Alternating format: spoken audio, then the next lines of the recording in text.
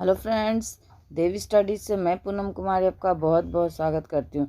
दोस्तों, हम लोग पॉलिटी की सीरीज़ में जो है बहुत सारे टॉपिक्स को कवर कर चुके हैं और इसका डिस्क्रिप्टिव जो है बहुत सारे वीडियोस अपलोड किए जा चुके हैं। मैं ऑब्जेक्टिव नहीं कर पाई, सिर्फ मौलिक अधिकार से संबंधित एक प्रैक्टिस सेट ही डाल पाई हूँ।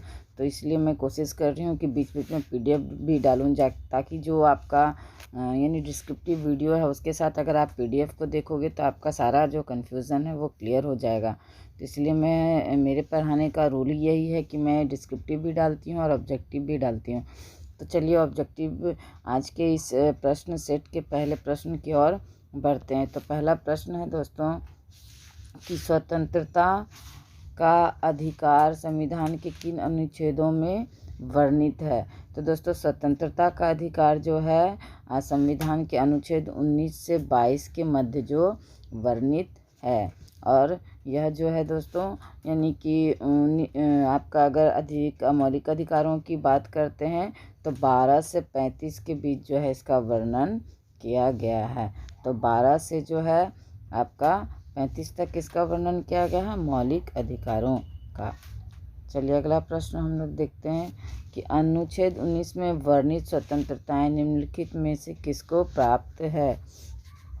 तो अनुच्छेद 19 में जो वर्णित स्वतंत्रताएं हैं दोस्तों वह केवल भारतीयों को प्राप्त है।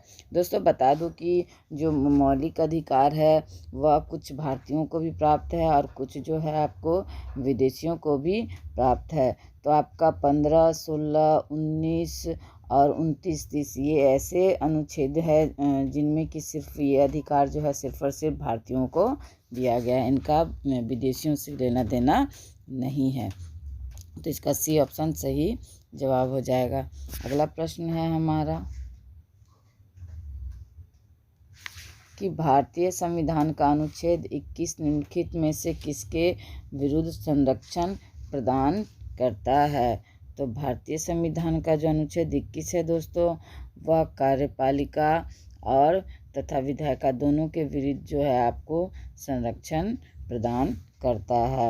यानी कि किसी भी जो स्थिति में जो है दोस्तों यह जो है अनुच्छेद 21 यानी यह जो है लंबित या इसको यानी हटाया नहीं जा सकता है। अनुच्छेद 20 और 21 एक ऐसा अनुच्छेद है दोस्तों कि किसी भी परिस्थिति में जो है इस अनुच्छेद को, इस अधिकार को जो है यानी किसी भी संस्था के द्वारा जो है इसको ख़त्म नहीं किया जा सकता है, इसका हनन नहीं किया जा सकता है। बाकी अन्य अधिकार जो भी है जितने अनुच्छेदों में, तो उनका आप जो है समय समय पर न्यायालय या सरकार के द्वारा जो है आप उसको परिवर्तित कर सकते हैं। लेकिन 20 और 21 जो है वह परिवर्तित नहीं, यानी उसका हनन नहीं किया जा सकता है। अगला प्रश्न है हमारा कि भारत के संविधान का निम्नलिखित में से कौन सा अनुच्छेद प्रेस की स्वतंत्रता से संबंधित है। तो प्रेस की स्वतंत्रता से संबंधित जो अनुच्छेद है दोस्तों वह अनुच्छेद 19 है और यह जो है यानी बोलने का जो अधिकार है यह उसके तहत यह प्रेस की स्वतंत्रता भी आती है। और स्वतंत्रता का अधिकार आपका 19 से स्टार्ट ही होता है, अनुच्छेद आपका 19 से। तो ये ऑप्शन इसका सही जवाब हो जाएगा। अगला प्रश्न है दोस्तों, निम्नलिखित में नागरिकों का स्वतंत्रता संबंधी सही अधिकार कौन है। तो स्वतंत्रता संबंधित जो सही अधिकार है दोस्तों नागरिकों का वह है भाषण तथा विचार व्यक्त करने की स्वतंत्रता। और इसका वर्णन जो है दोस्तों अनुच्छेद 19 में किया गया है। इसी में जो है प्रेस की स्वतंत्रता भी आती है। अगला प्रश्न है हमारा कि प्रेस की स्वतंत्रता किस अधिकार में निहित है। तो प्रेस की जो स्वतंत्रता है दोस्तों भाषण की स्वतंत्रता जो अभी मैंने बताया उसके अंदर निहित है। तो आपका B ऑप्शन इसका सही जवाब हो जाएगा। अगला प्रश्न है हमारा कि निम्नलिखित में से कौन मौलिक अधिकार नहीं है। तो मौलिक अधिकार आपका हड़ताल पर जाने का जो अधिकार है यह मौलिक अधिकार नहीं है। बाकी बोलने का अधिकार, व्यवसाय का अधिकार, धर्म का अधिकार, यह सब जो है मौलिक अधिकार है हमारे। इसी ऑप्शन इसका सही जवाब हो जाएगा। अगला प्रश्न है हमारा कि भारतीय संविधान का कौन सा अनुच्छेद व्यक्ति के विदेश यात्रा के अधिकार को संरक्षण प्रदान करता है। तो व्यक्ति के विदेश यात्रा को जो है संरक्षण प्रदान करता है आपका अनुच्छेद 21, यानी 21 में जो है इसका वर्णन किया गया है। निम्नलिखित में से किन्हें सर्वोच्च न्यायालय ने मौलिक अधिकार के रूप में मान्यता दी है। तो दोस्तों मौलिक अधिकार के रूप में सर्वोच्च न्यायालय ने आवास का अधिकार भी दिया है, विदेश यात्रा का अधिकार भी दिया है और समान कार्य के लिए समान वेतन का अधिकार भी दिया है। तो आपका डी ऑप्शन इसके अकॉर्डिंग सही जवाब हो जाएगा। अगला प्रश्न है हमारा कि भारतीय संविधान में प्रदत्त स्वतंत्रता का अधिकार के संबंध में निम्नलिखित में से कौन सा सत्य नहीं है। तो कौन सा सत्य नहीं है दोस्तों, तो भाषण व अभिव्यक्ति की अबाधित स्वतंत्रता, तो यह जो है सत्य नहीं है, क्योंकि भाषण और अभिव्यक्ति की स्वतंत्रता को भारतीय संविधान में मौलिक अधिकार के अंतर्गत जो रखा गया है। अगला प्रश्न है हमारा कि संविधान के किन अनुच्छेदों में शोषण के विरुद्ध अधिकार वर्णित है। तो संविधान के जो है दोस्तों आपका अनुच्छेद 23-24 में जो है शोषण के विरुद्ध अधिकार वर्णित है, यानी इसमें दिया गया है कि आपको दोनों प्रकार की स्वतंत्र शोषण दिया गया है, यानी 14 साल से ज़्यादा जो वयस्क है और 14 साल से कम जो यानी कि 14 साल से कम उम्र के बच्चों के शोषण के बारे में भी दिया है। अगला प्रश्न है मौलिक अधिकारों के अंतर्गत कौन सा अनुच्छेद बच्चों के शोषण से संबंधित है। तो बच्चों के शोषण से संबंधित अनुच्छेद जो है दोस्तों अनुच्छेद 24 है, यानी 23 तो वयस्कों से संबंधित है और 24 जो है 14 साल से छोटे बच्चों के लिए है। अगला प्रश्न है हमारा कि भारत के संविधान के अंतर्गत किस आयु के बालक को किसी खान अथवा अन्य संकटमय सेवा में लगाए जाने का प्रतिषेध किया गया है। तो वही होगा दोस्तों 14 साल, और इसका जो है दोस्तों 14 वर्ष से कम उम्र के बच्चों को जो है खान अथवा अन्य संकटमय सेवा में लगाए जाने का प्रतिषेध किया गया है, और इसका जिक्र जो अनुच्छेद 24 में किया गया है। अगला प्रश्न है हमारा कि कारखानों अथवा खानों से कोई व्यक्ति नियुक्त नहीं किया जा सकता जब तक उसकी आयु कम से कम यानी 14 वर्ष हो, यानी 14 वर्ष से नीचे जो है कारखानों और आपका यानी कारखानों अथवा खानों में नियुक्त नहीं किया जा सकता, और इसका जो वर्णन है अनुच्छेद 24 में किया गया है। अगला प्रश्न है हमारा कि भारतीय संविधान के अनुसार किसी भी व्यक्ति को जिसे गिरफ्तार अथवा बंदी किया गया है सबसे नज़दीकी मजिस्ट्रेट के समक्ष उपस्थित करना होगा। तो कितना दोस्तों, तो 24 घंटे के अंदर, यानी किसी भी व्यक्ति को अगर गिरफ्तार किया गया है तो उसे 24 घंटे के अंदर नज़दीकी मजिस्ट्रेट या फिर न्यायालय के समक्ष जो उपस्थित करना होगा।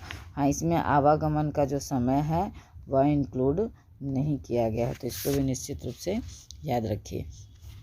अगला जो प्रश्न है हमारा कि 14 वर्ष से कम आयु के बहुत से गरीब बच्चे पटाखे बनाने वाले कारखानों में काम करते हैं। इन कारखानों में बच्चों को काम देने से किस मौलिक अधिकार का उल्लंघन होता है।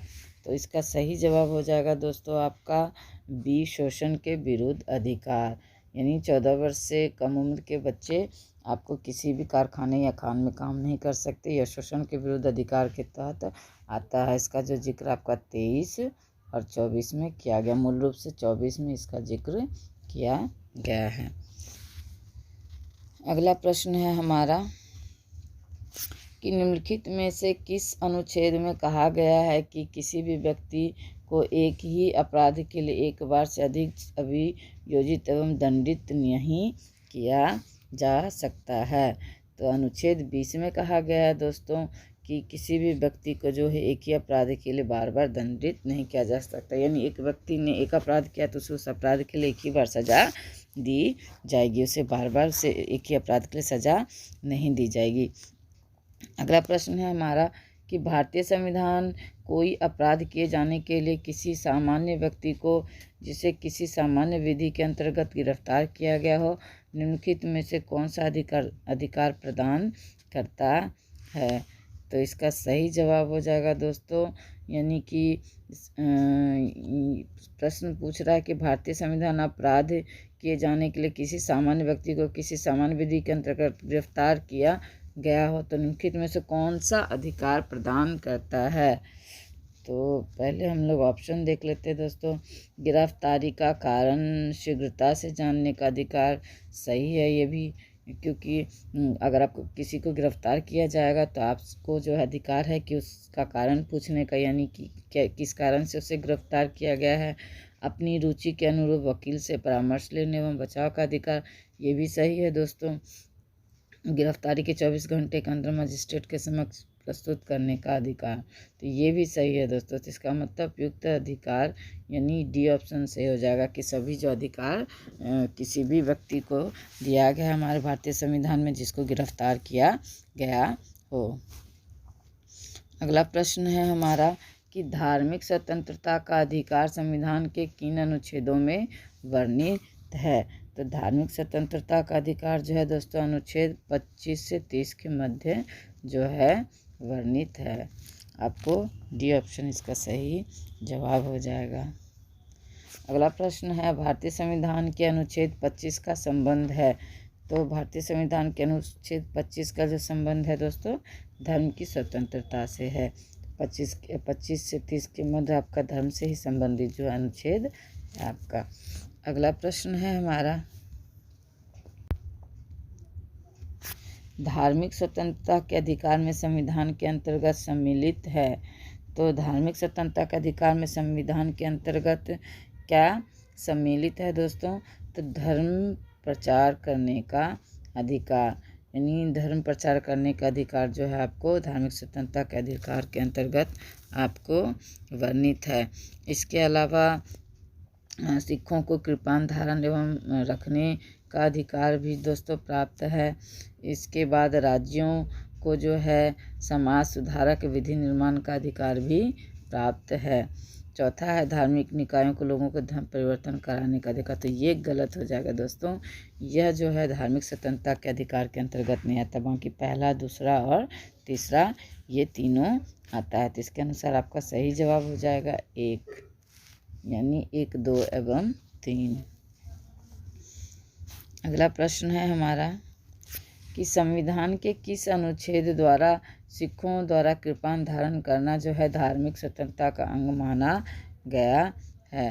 तो अनुच्छेद 25 में दोस्तों यह जो है सिखों द्वारा जो है कृपाण धारण करना जो है सही बताया गया है सिखों का। तो यह आपका यानी धार्मिक स्वतंत्रता का अंग माना गया है। तो आपका बी ऑप्शन इसका सही जवाब हो जाएगा। अगला प्रश्न हमारा कि संविधान द्वारा प्रदत्त धार्मिक अधिकारों पर राज्य किन आधारों पर प्रतिबंध लगा सकता है। तो संविधान द्वारा जो धार्मिक अधिकार प्रदत्त किए गए हैं दोस्तों उसमें जो है आपका स्वास्थ्य के आधार पर, सदाचार के आधार पर और लोक व्यवस्था के आधार पर, इन तीनों आधार पर जो है प्रतिबंध लगाया जा सकता है। तो इसका सही जवाब हो जाएगा दोस्तों 1, 2 और 3, यानी डी ऑप्शन इसका सही जवाब हो जाएगा। अगला प्रश्न हमारा कि संविधान के किन अनुच्छेदों के अंतर्गत अल्पसंख्यकों को अपनी संस्कृति के संरक्षण तथा अपनी पसंद की शिक्षा संस्थानों की स्थापना व संचालन के अधिकार को मान्यता प्रदान की गई है।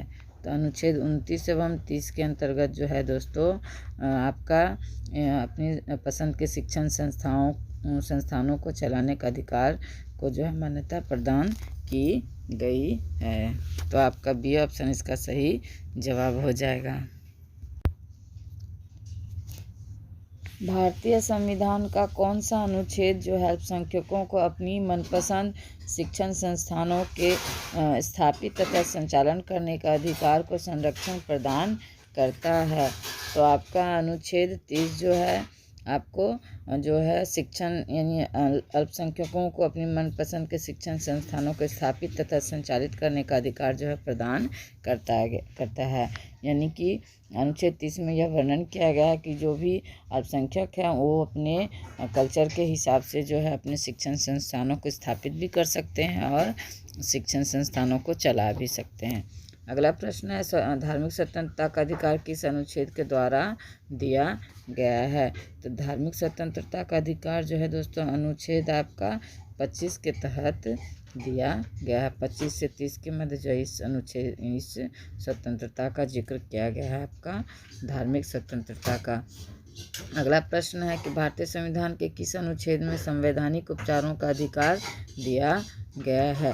तो दोस्तों भारतीय संविधान के अनुच्छेद 32 के तहत जो है संवैधानिक उपचारों का अधिकार दिया गया है। इसे जो है संविधान की आत्मा के रूप में भी B.R. अम्बेडकर ने कहा है। और जो भी 6 मौलिक अधिकार दिए गए हैं उनमें 5 मौलिक अधिकारों का अगर हनन होता है दोस्तों तो यह 6ठा मौलिक अधिकार है। इसके तहत जो आप सुप्रीम कोर्ट या हाई कोर्ट का दरवाज़ा खटखटा सकती हैं और अपने अधिकारों को संरक्षण प्रदान कर सकते हैं। अगला प्रश्न है हमारा कि निम्नलिखित मौलिक अधिकारों में से किसे डॉक्टर B.R. अम्बेडकर ने जो संविधान का हृदय एवं आत्मा की संज्ञा दी है? तो दोस्तों मैंने अभी बताया संवैधानिक उपचारों का अधिकार। इसके तहत जो आप अपने अधिकारों की रक्षा कर सकते हैं, सुप्रीम कोर्ट हाई कोर्ट जा सकते हैं और सुप्रीम कोर्ट और हाई कोर्ट जो है विभिन्न रिट द्वारा जो है आपके अधिकारों का संरक्षण करेगी। सुप्रीम कोर्ट जो है 32 के तहत जो रिट जारी करेगी और हाई कोर्ट जो है 226 अनुच्छेद के तहत जो है रिट जारी करेगी। अगला प्रश्न है हमारा कि संवैधानिक उपचारों का अधिकार किन परिस्थितियों में निलंबित हो जाता है? तो संवैधानिक उपचारों का जो अधिकार है दोस्तों किन परिस्थितियों में जो है लंबित या निलंबित हो सकता है यह पूछा जा रहा है। मीन्स कि इसको स्थगित भी किया जा सकता है। तो आपात स्थिति के घोषणा के दौरान दोस्तों यह स्थगित हो सकता है। सैन्य सदस्यों के संबंध में भी यह स्थगित हो सकता है। जब सैनिक विधि लागू हो तब भी यह जो स्थगित हो सकता है। तो उपयुक्त सभी परिस्थितियों में जो है आपको यह स्थगित हो सकता है। अगला प्रश्न है हमारा कि निम्नलिखित में से कौन सा अधिकार भारतीय संविधान के अनुच्छेद 32 के अंतर्गत परिवर्तित किए जा सकते हैं? तो कौन से अधिकार जो परिवर्तित किए जा सकते हैं अनुच्छेद 32 के तहत दोस्तों? तो यह जो है मौलिक अधिकार है। तो यानी मौलिक अधिकार जो अनुच्छेद 32 के अंतर्गत जो है परिवर्तित किए जा सकते हैं। भारतीय संविधान के अनुच्छेद 32 के में यह दिया हुआ है। मीन्स कि मौलिक अधिकारों को जो है संरक्षण प्राप्त है आपको। बाकी किसी भी अधिकार को यानी संवैधानिक अधिकार या सांविधिक अधिकार इन सब को संरक्षण प्राप्त नहीं है, लेकिन मौलिक अधिकार को जो है संरक्षण प्राप्त है आपको न्यायालय के द्वारा। अगला प्रश्न है हमारा कि मौलिक अधिकारों को लागू करने के लिए निम्नोक्त में से किसी न्यायालय द्वारा जारी किया जा सकता है? तो आपको मौलिक अधिकारों को जो है लागू करने के लिए जो दोस्तों आपको यानी समादेश जिसे हम लोग रिट कहते हैं रिट जारी किया जा सकता है। और सुप्रीम कोर्ट जो है अनुच्छेद 32 के तहत रिट जारी करेगी और हाई कोर्ट जो है 226 के तहत जो है रिट जारी करेगी। अगला प्रश्न है हमारा कि व्यक्तिगत स्वतंत्रता के लिए निम्नलिखित में से कौन सी रिट याचिका दायर की जा सकती है? तो व्यक्तिगत स्वतंत्रता के लिए जो है दोस्तों आपका हैबियस कॉर्पस को जारी यानी यह रिट जारी की जाती है आपको व्यक्तिगत स्वतंत्रता की रक्षा के लिए। अगला प्रश्न है हमारा कि कौन व्यक्तिगत स्वतंत्रता से संबंधित है? तो व्यक्तिगत स्वतंत्रता से जो है आपका बंदी प्रत्यक्षीकरण संबंधित है। यानी यह जो है बंदी प्रत्यक्षीकरण जो है व्यक्तिगत स्वतंत्रता से संबंधित है और इसमें जो है आपको यानी किसी व्यक्ति को गिरफ्तार करने से संबंधित जो है बातें दी गई है। अगला प्रश्न है हमारा कि विभिन्न प्रकार के समादेश जो यानी रिट जारी करने का अधिकार सर्वोच्च न्यायालय के अतिरिक्त निम्नलिखित में से किन किन न्यायालय या न्यायालयों को प्राप्त है? तो दोस्तों राज्य के उच्च न्यायालय को जो है इसके अलावा यानी सुप्रीम कोर्ट के अलावा जो राज्य का उच्च न्यायालय है जिसे हम लोग हाई कोर्ट के नाम से जानते हैं उसे यह रिट जारी करने का अधिकार है। सुप्रीम कोर्ट अनुच्छेद 32 के तहत रिट जारी करती है और राज्य सरकार 226 के तहत। अगला प्रश्न है हमारा कि बंदी प्रत्यक्षीकरण के अतिरिक्त निम्नलिखित में से किस याचिका को उच्च न्यायालय जारी कर सकता है? तो बंदी प्रत्यक्षीकरण के जो अलावा जो है दोस्तों, ये आपका उत्प्रेषण और परमादेश, अधिकार परीक्षा और प्रतिषेध, इन सभी को जो है आपका उच्च न्यायालय जो जारी कर सकती है। तो आपका उपयुक्त सभी इसका आंसर होगा। यानी जितने अधिकार सुप्रीम कोर्ट को दिए गए हैं उतने ही अधिकार जो है आपको हाई कोर्ट को भी दिए गए हैं। अगला है बंदी प्रत्यक्षीकरण याचिका जो है जिसे हेबियस कॉर्पस रिट कहते हैं।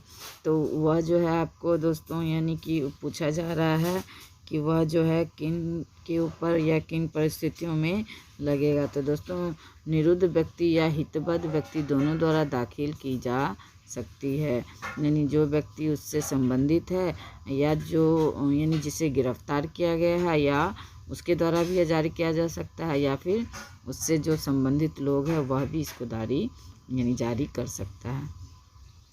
अगला प्रश्न है हमारा कि निम्नलिखित में से किस स्थिति में बंदी प्रत्यक्षीकरण याचिका जो है आपका जारी किया जाता है? तो इसका सही जवाब हो जाएगा दोस्तों आपका दोषपूर्ण पुलिस नज़रबंदी। यानी जब पुलिस किसी व्यक्ति को पकड़ती है बिना कारण बताए तो उस स्थिति में जो है यह रिट जारी की जा सकती है। अगला प्रश्न है हमारा कि किसी व्यक्ति को अवैध निरोध के मामले में न्यायालय द्वारा जारीकृत परमादेश निम्न में से कौन सा है? तो आपका यह जो है बंदी प्रत्यक्षीकरण या जिसे हेबियस कॉर्पस के नाम से हम लोग जानते हैं, यह जो है आपका जो है यानी अवैध निरोध के मामले में जारी किया जाता है। अगला प्रश्न है हमारा कि निम्नलिखित में से किस याचिका या रिट का शाब्दिक अर्थ होता है हम आदेश देते हैं? तो यह जो है दोस्तों हम आदेश देते हैं, यह होगा आपका परमादेश। परमादेश या बी ऑप्शन इसका सही जवाब हो जाएगा। यह जो है जो सुप्रीम कोर्ट और हाई कोर्ट जो रिट जारी करती है उसके तहत ये सारे रिट आते हैं। यानी 5 प्रकार के रिट आते हैं, उसमें जो परमादेश आपका एक यह भी रिट है। तो दोस्तों कैसे लगे प्रश्न? अगर अच्छे लगे तो अपने दोस्तों को शेयर कीजिए, मेरे वीडियो को लाइक भी कीजिए, और अगर चैनल को सब्सक्राइब नहीं किए हैं तो चैनल को सब्सक्राइब भी ज़रूर कीजिए ताकि इस तरह के प्रश्नों का सेट आपको मिलता रहे। धन्यवाद दोस्तों।